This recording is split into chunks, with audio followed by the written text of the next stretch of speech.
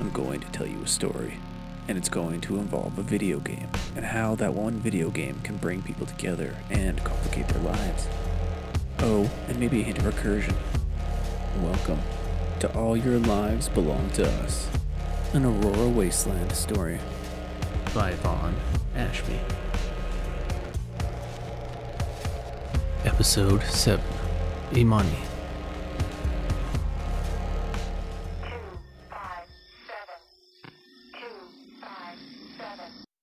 A.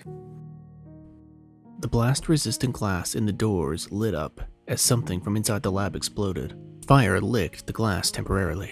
"You dragged us into the server room?" Birch yelled as she frantically looked around the room. Imani placed her hands on Birch's arm as she tried to calm her down, which was a joke considering Imani's own insides felt like they were trying to leap out of her in excitement. Was excitement the right word? It felt like excitement. Imani's heart was thumping something fierce. Her eyes met Birch's, and both women took a breath. "I didn't think, I just ran." "Sorry, it's just, we're trapped in here, and that guy just killed Hornsby and Gabby." "It's okay," Imani said as she pulled Birch in for a hug. "We'll be okay. I'm sorry about the server room. We're just kind of trapped, and Nick is tripping balls out there. At least he better be. He killed Gabby," Birch said as she sniffed back tears. Imani squeezed Birch tighter and watched as Simon pulled his phone out and answered it. Was he calling the police? She hoped he was, only it looked like he was answering a call, and he seemed to be getting more and more frustrated with the caller. From inside the lab, there was another loud noise. All her hard work was being shattered to pieces. She'd spent hours putting the hardware together, most of it from scratch. At least the software, which Birch had developed, was safe in the servers around them. Plus, they even had a cloud backup of the code. But the hardware, there was no backup. What they had was out there, and what they had was breaking. Simon dropped his phone and spun around to peek through the blast door. "No," he muttered to himself, "this isn't fair." "You okay?" Imani asked Simon as she continued to hug Birch. "Do I look alright?" Simon barked. "Everything is going to shit. I'd rather be out there than trapped in here. But you hit the emergency button. Now we're locked in here. The whole lab is on lockdown, and Nick is wrecking everything. Everything." "Who was on the phone?" Imani asked. "Some woman who said she knew Nick, or that he sent her a message from inside a video game. I don't know," Simon said as he glanced down at the phone and kicked it over to Imani. "She sounded crazier than Nick looks in there." Imani kissed Birch's cheek and released the hug so that she could pick up Simon's phone. "Hello?" she said as she placed the phone to her ear. "Who's this?" a woman's voice said through the phone. "Why did you call here? How do you know Nick?" "He sent me a message. Can you put the other guy back on?" "No," Imani said as she glanced over to Simon, who seemed to be losing more and more of his shit as each second passed. "What did the message say?" "Just that I was supposed to ask about your afterlife. Our company. Why?"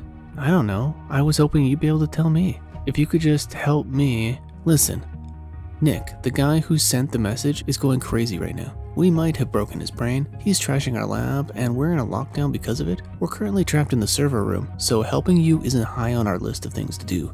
Call back later, or maybe never. Wait, Nick is there? Can I talk to him?" "Like I said, we're in lockdown, so unless you want to come down here and type the code in to unlock us, I'm going to need you to..." "Okay," the woman on the call said. "My name is Maggie, by the way. I'll be right there. Keep this phone close by." The phone call cut off as Imani smiled at Birch. "Help is coming." Birch was staring at something. A horror vibe of, "Shit, there is something right behind me, isn't there?" ran through Imani in a shiver. She spun around to see Nick standing at the blast door, his chest heaving under his heavy breaths. His eyes bore into Imani with panic and pain. "Nick, you okay?" Imani asked as she gently approached the door. "Who's Nick?" Nick replied. "You?" "No, it's not." "Okay," Imani said as she reached the door, her face now only a few inches from the man who had just killed both Gabby and Hornsby. "Who are you then?" "Momoa. So not Nick." "Where am I?" "Right where you were before Momoa, or rather Nick was, remember? We were going to do an experiment on him and..." "Why does the air feel different here? So does my body. It's smaller and weaker, plus..." Momoa stroked his chin. "My beard is gone. My tattoos. And wow, I have small muscles. What did you do to me?" "Sounds like a classic body switch movie," Birch said as she sided up next to Imani. "What?" Imani replied. "You know, two people, consciousness exchanging bodies. You don't think our machine did that?" "It's not supposed to," Simon said as he joined the two women. It's supposed to send someone to the afterlife. Well, that didn't happen, but this did, Imani said as she motioned to Momoa on the other side of the blast door. So, we just yanked some random guy's soul out of his body and stuck it into Nick's? Where does that put Nick? The three of them stared silently at each other. I'm sorry, Momoa said, his breathing starting to calm down. For killing them and all. I was just scared. It's just... Fuck, Imani said. What do we do now?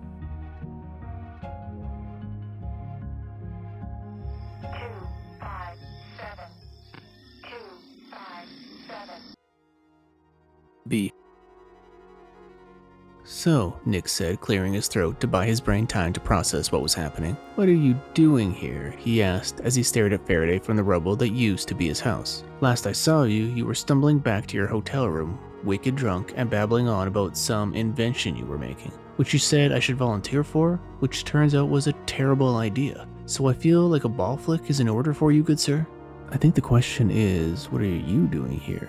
Faraday replied, as he crossed the street and stood on the sidewalk in front of Nick's house.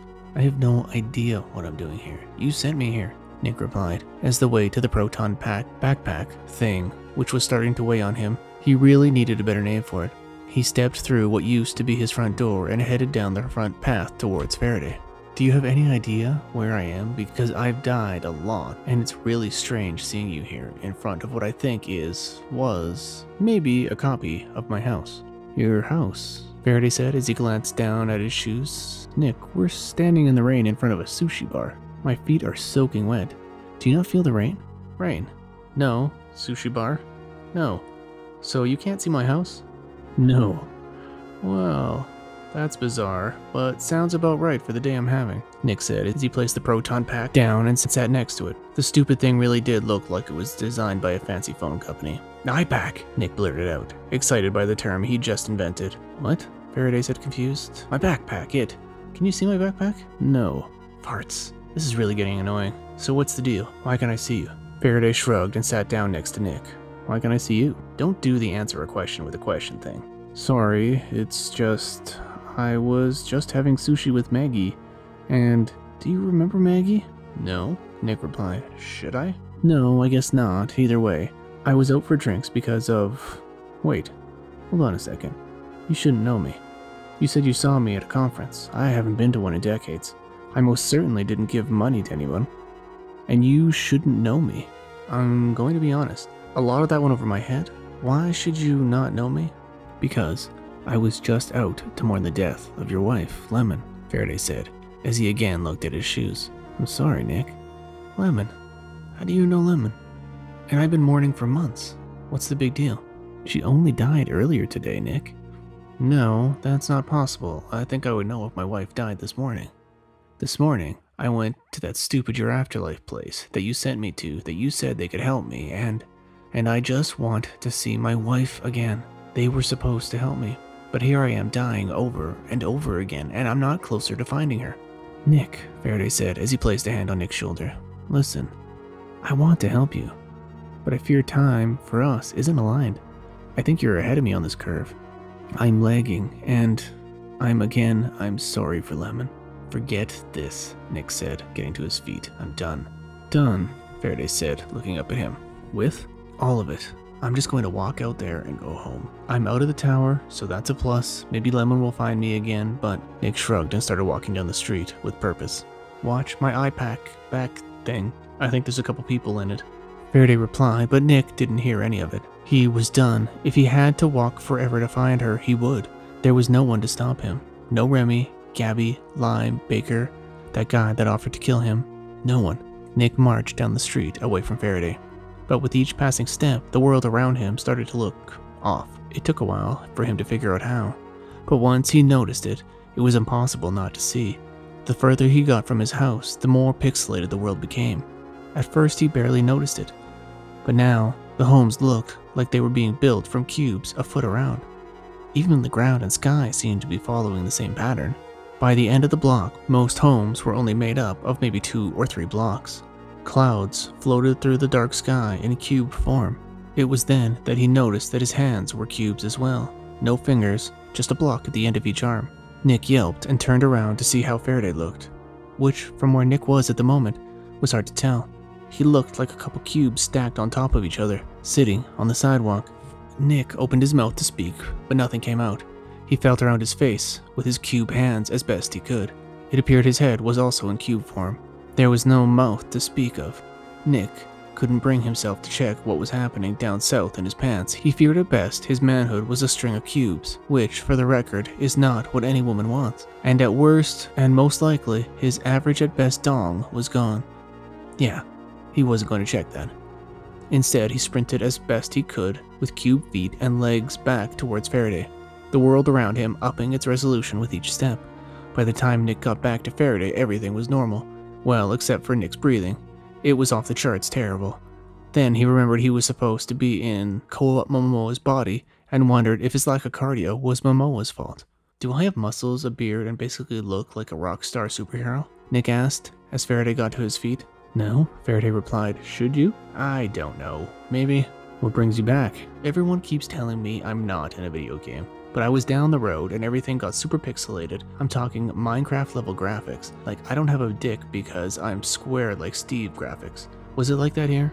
No, my dick remained at the level of detail and length it always had. Why'd you have to drop the length bit in there? Now I'm curious about your old man twig and berries. Can I see them quick? No, but I don't think this is a video game either. Pretty sure it is, Nick said, with an air of confidence. Is that, no for seeing it? Pretty sure it's not, Faraday replied. That's a solid no. Though it's some sort of altered reality. The real world doesn't just lose resolution like you described. Video games do. What makes you think you're in a video game anyways? Lemon made video games. Also, I keep dying and coming back to life. Plus, this place looks like her game Elysium. I've never played it. But how am I here?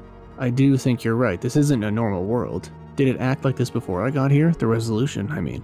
No, that's a new thing. Nick glanced down at his iPad, still sitting on the sidewalk. Fuck, Nick blurted out, as he dropped himself down next to it.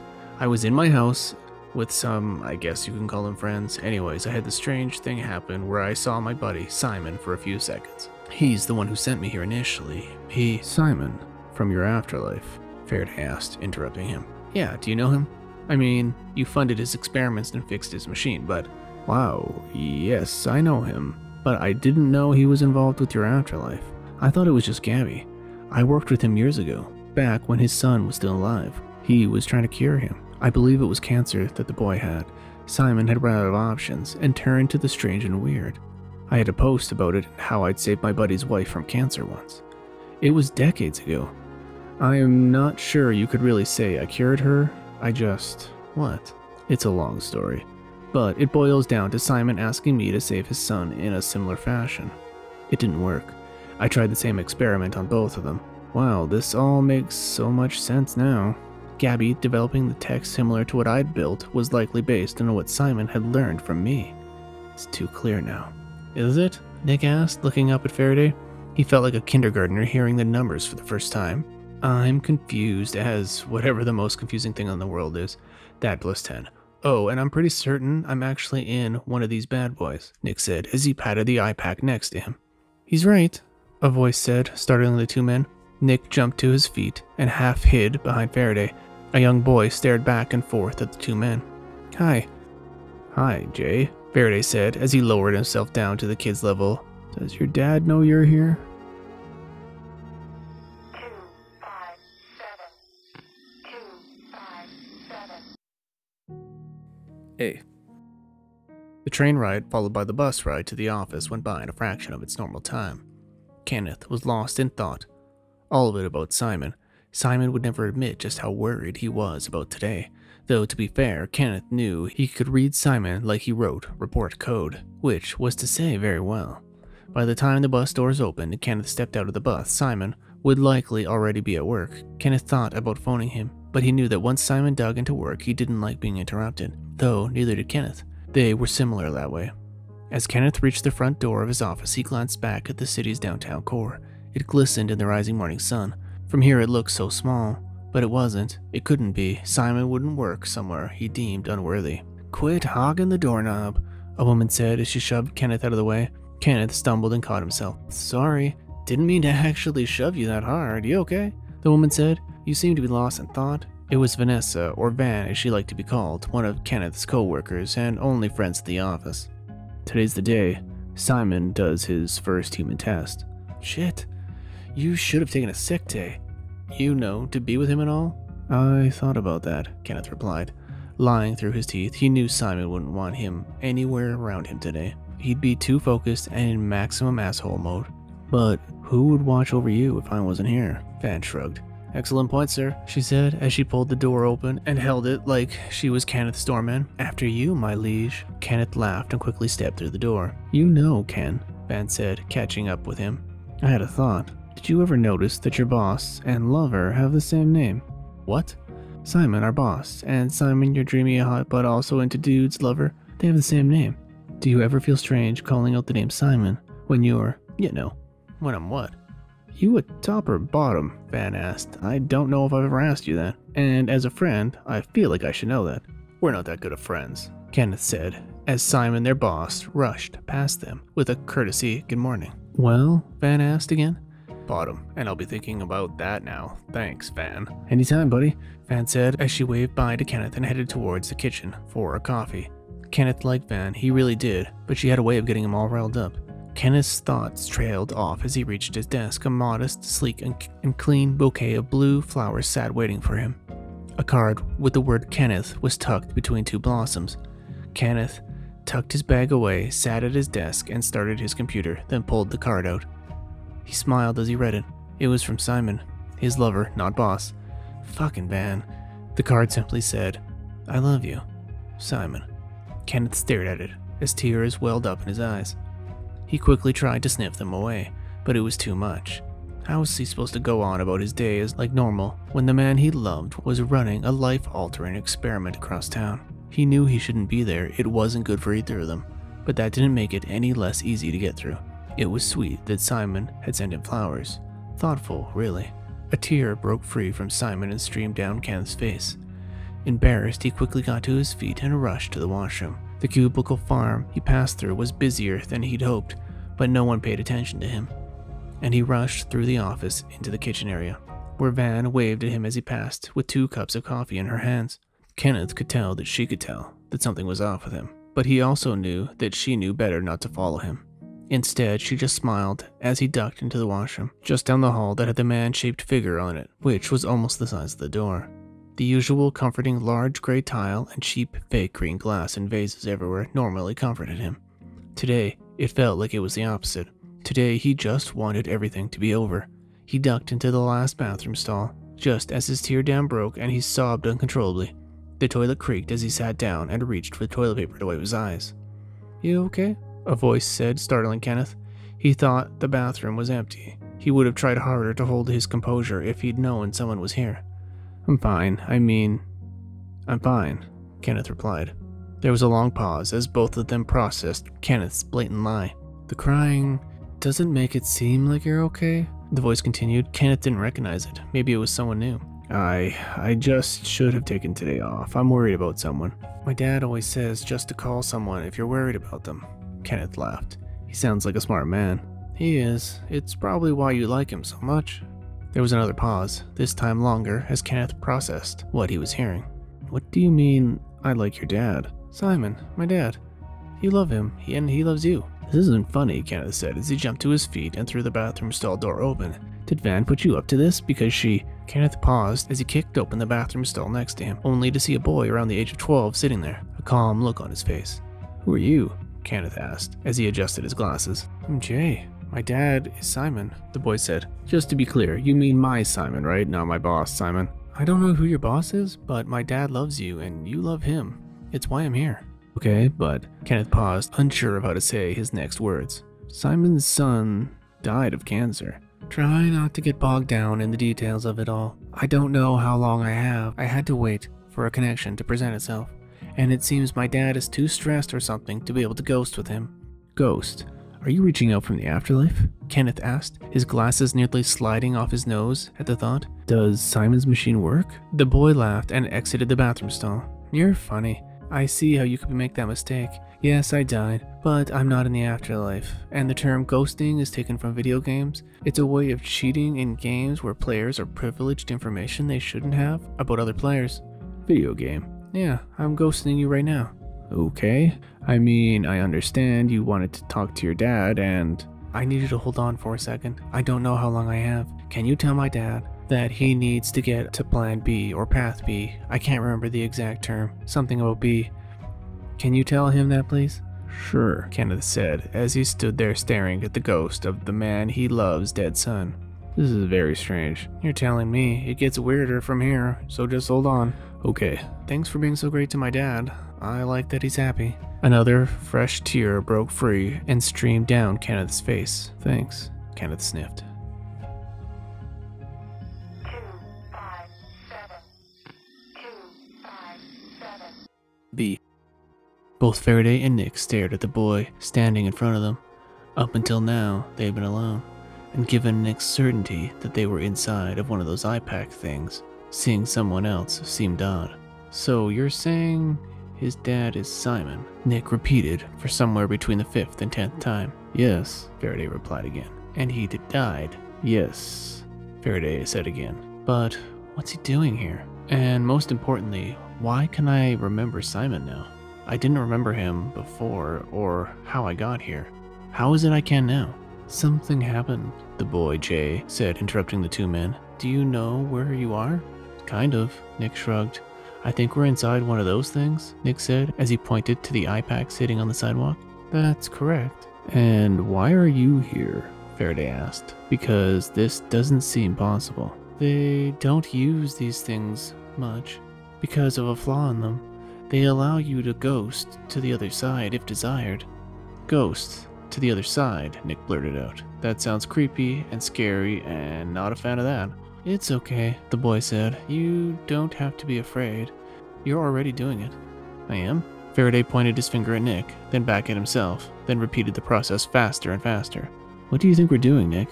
Chatting? Ghosting, Jay added. You've ghosted each other across, as you like to call it, Mr. Faraday, the filter. Is that why I can remember? Nick asked. Yes, Jay replied. Little pieces of information can slip through while ghosting. I'm so glad you showed up, kid. That really clears things up for me. How do I get the rest of my brain stuff back? Brain stuff? He means memories, Faraday interjected. So, this flaw, how does it work? I don't know if your brain stuff will come back, Nick, Jay said, as he sat down next to the iPack and ran his fingers along it. This thing connects to the servers back in the tower. You get sucked up and copied there. The servers are the ones with the issue and allow ghosting. Once you leave, if you ever do, you won't be able to ghost again unless they turn it back on. So you come here to chat with someone? Faraday asked, as he sat down on the other side of the iPack. Was it your dad? The boy nodded. Yes, but I couldn't. It's not fair. I waited so long to ghost with him, and then he was too preoccupied and in distress to be able to connect with me. So I met his friend, Kenneth. He's nice, I trust him. So I passed my message along to him. How did you get in here with us? Nick asked, as he looked down at Jay and Faraday sitting next to the iPack. I've always been here. In the server? Yes, but you said they turn it off. They do. Fuck. They caught me back when I first got here. Since then, I've been here.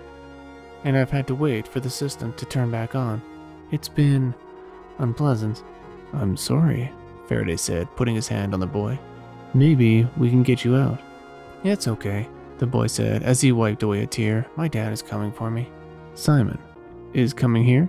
How's that possible? Don't worry about it. I have a plan. Isn't that cute? Any chance you could come up with a plan for us? The boy laughed. I think what my friend here is trying to ask, Faraday added, is why are he and I connected? You must share a strong past, or maybe it's a mutual connection, like another person? It's got to be Lemon, Nick said. You mentioned knowing her. It's got to be that, right? Well, Faraday said as he drew out his paws, we knew each other before the convention and the experiment with Simon. Oh? How's that? I think I'd... Fuck, is there more I'm not remembering? Faraday nodded. Yes, a fair amount. Fair amount? What does that mean? You were one of my test subjects. This is, of course, after Jay. You were in my second round. Well, technically third if you count. I don't What do you mean test subjects? Why can't I remember that? Nick said, his frustration with all this starting to boil over. What did you do to me? I tried to send you here. Well, not here in the IPAC thing, but the world outside it. I had a setup similar to Simon's. In fact, I'm certain Simon based his work off of mine, but he had a different target. He wanted to find his son in the afterlife. But I'm not dead, the boy interrupted. Well, technically you are, but you aren't in the afterlife, you're here. Why did you send me to be one of Simon's lab rats if you already ran your tests on me? Obviously they didn't work, Nick said as he ran his fingers through his hair. I'm sorry, Faraday said as he got to his feet. Sometimes you have to do what is in the interest of the greater good. Greater good? The balls does that mean? I didn't want to send you there, but it was either the Nick way or something is happening, the boy interrupted. The world is becoming unstable. I think you might possibly be reviving. Why was I one of your test subjects? Nick said as he grabbed Faraday. Why me? Nick, you... Faraday started, but trailed off as his body rapidly turned into cubes, like the resolution on the whole thing had been dropped fast. Nick tried to yell something, anything. He needed answers. Why him? What did Faraday mean by the greater good? What the fuck was happening to him? But it was all lost. Faraday was gone. Everything was gone. Everything was. Nick shook his head.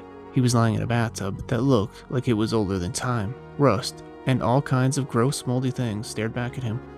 The room he was in looked like it was in some long-forgotten basement. Pipes that leaked foul, awful smells dripped around him. There was a sound that painfully reminded Nick of a dentist drill. Hey, Nick, Remy said as he patted him on the shoulder and sat down on a stool next to him. A dentist drill was in his hand. Nick flinched and tried to roll away, but couldn't. He glanced down the best he could. There didn't appear to be any straps holding him down. It's just a little paralyzing agent. For your dental work, it's fine. You can still feel everything in your mouth and eyes. Why do I need to feel my eyes for dental work? Remy laughed. Oh, Nick, you're funny and pretty stupid. He dropped the drill and adjusted his suit. The stool had obviously been giving him a wedgie. I'm not a monster, Nick. Dentists are monsters, and I'm not a dentist. I've just paralyzed you a little so that you won't run away or try to escape this time. You know, all the fun, standard stuff. What's your plan here? Nick asked as he continued to try to force his muscles to move. I'm going to send you back, Nick. I'm tired of this whole thing. You're a waste of all of our time. I'm way behind on tasks because of you. At this rate, I'm not going to make it home until extremely late tonight now, Nick. You need to think of my family. I don't want to go back. I want to find Lemon. Don't we all? But you become such a pain, and the lack of information you have is incredible. So, bye, Nick. See you hopefully never again, Remy said as he flipped a few switches on the machine. Nick couldn't really turn his head to see. No, please, Nick muttered as the machines around the room roared to life. It's okay, Nick. You'll forget all about this as you pass through. But I don't want to, Nick said as the sounds of the machines became unbearable. 257. 257. Hey. The lab's blast door inched open in a jerky, definitely unsettling way. Imani held Birch's hand. Momoa was across the lab as instructed with his hands in the air. How did you get the doors open? Simon asked. I thought you said we were locked in. We had help outside the lab, Imani replied, as she inched around the debris that used to be their lab. Outside help? Who?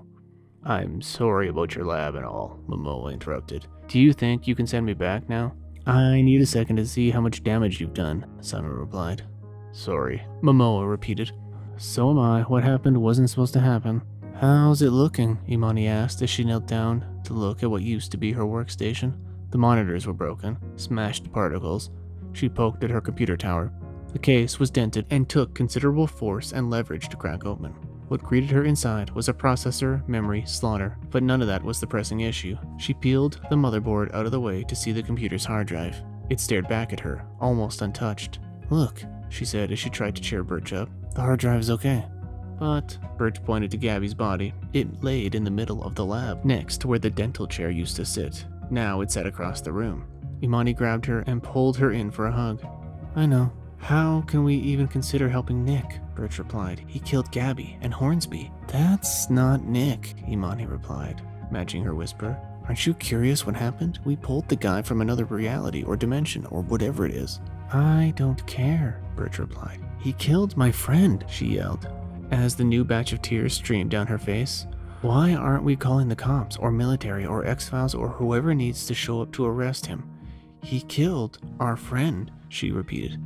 I know, Imani said as she leaned in to kiss her. Simon paused what he was doing to stare at the two women. I made that happen, he mumbled to himself. I love you, Imani said as she smiled at Birch. I love you too, Birch replied. I've got this, don't worry. Okay, go sit down, Imani said as she flipped over what used to be her desk chair, the back of which was missing, but the bottom of the seat seemed to be intact. I'm sorry, Momoa repeated, to no one in particular. I was afraid. I still am. Can you send me back now, please? I don't like it here. Where is back, big guy? Imani asked as she pulled her hard drive free from the husk of its old shell. The tower. I work at the tower. Can you send me there? I was at work. Then there was a strange thing above me and I got sucked up into it. Then I was here. Can you send me back? I don't want to worry anyone. Well, we'll see what we can do, Imani said as she made her way over to Simon, who was back digging through the wreckage. What do you think? She asked. I don't know, Simon replied in a level he was sure Momoa wouldn't hear. I mean, the lab is trashed, but I think most of the actual transitioning equipment is fine. It's just all safety and health stuff, which to be honest, we no longer need. I might be able to make it work, but Simon glanced over to Gabby's body. Fuck, this was all her work. I was just the idea guy. She put it all together. I don't think I can do it without her. You can do it. Plus, we have this, Imani said as she held up the hard drive. The code should be fine. It's just the hardware. Can you make that work? Maybe. How did you get the blast door open? The woman from the phone, Maggie, she's here now. I told her to open the door, but nothing else. She's in the security room, likely watching us right now. You told her how to get in here and gave her the security code? Yeah, Imani said, unsure of how this line of questioning was going to go. Nice, Simon replied. Good work. So, can she get us out if we need it? Imani glanced over to Birch, who seemed to have her eyes locked on Gabby. I don't think she has long before she loses it. We have to work fast. We can't open the door with him here. He can't get out. Yeah, that would be bad, Simon said as he glanced over to Momoa and waved. Just figuring out what's not broken there, big guy. Sorry, Momoa repeated. Less than 10 minutes later, the old dental chair was back to sitting up and in the correct location. Simon had pulled together the pieces of hardware he needed, then slid Imani's hard drive into the least broken computer in the room. Then he stepped aside and let Imani work her magic. The computer turned on, so that was good. Then she fired up the code and ran a compile test. It came back as a success. She gave Simon a thumbs up. So, big guy, Simon said as he motioned for Momoa to sit in the used dentist chair. I think we're ready. Momoa smiled and hopped into the chair. It was strange to see Nick's body used with such vigor. Normally, Nick moved like an old man, whereas Momoa moved like a child. Without notice, Imani hit the run button. The viscous black fluid that had been pumped into Nick's body reactivated, and Momoa jolted. What had been slow and gentle for Nick was a car wreck for Momoa. The black substance stopped Momoa's lungs in an instant, while at the same time pinched the arteries and veins that surrounded his heart. Momoa's eyes froze open. The ripple that had been slow to form around Nick yanked open, grabbed Nick's body, and tore him up from the dental chair. In an instant, he was gone. Simon looked at Imani, tears in his eyes. She placed a hand on him. Then she looked over to Birch. It seemed like it had worked. Kind of. Then, just as fast as he vanished, Nick's body returned. Did it work? Simon asked. Nick's body stared at him confused. What? Did you make it back? Simon repeated. Something across the room sparked. This isn't stable, Imani added. We can't maintain this. Simon, something is happening. Nick, is that you? Simon asked. Nick? Nick smiled at the two of them, then was yanked upward again, only to be returned as quickly as before. His body lay smoldering in the dentist chair. Nick? Imani asked as she placed a hand on him. The blast doors around the room opened as Maggie ran into the room. Is it him? She asked. Did you save him? I don't know, Imani replied as she stared down at Nick's body. We don't have any vitals. I don't know if he's... Nick's hand wrapped around Maggie's throat as he swung his legs off the chair and got to his feet. Nick, I got your message. Maggie trailed off as Nick's hand squeezed, cutting off her air. He lifted her off her feet. Maggie swatted at his hands and arms. I'm not Nick, he yelled as he threw Maggie across the room and into the 3-inch bulletproof glass that would one day have become a viewing area for the lab. Her head took the brunt of the impact, cracking open like an egg, and her lifeless body fell to the floor.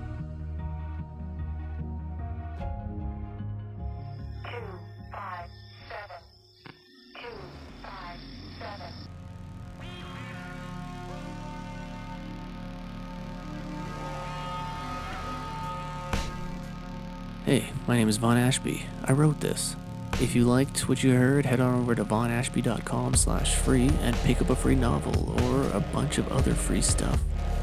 Go explore the Aurora Wasteland yourself at AuroraWasteland.com. Don't forget to check out the Stories from the Wasteland podcast and search for VaughnAshby on YouTube for video versions and other exciting videos. Thanks for listening.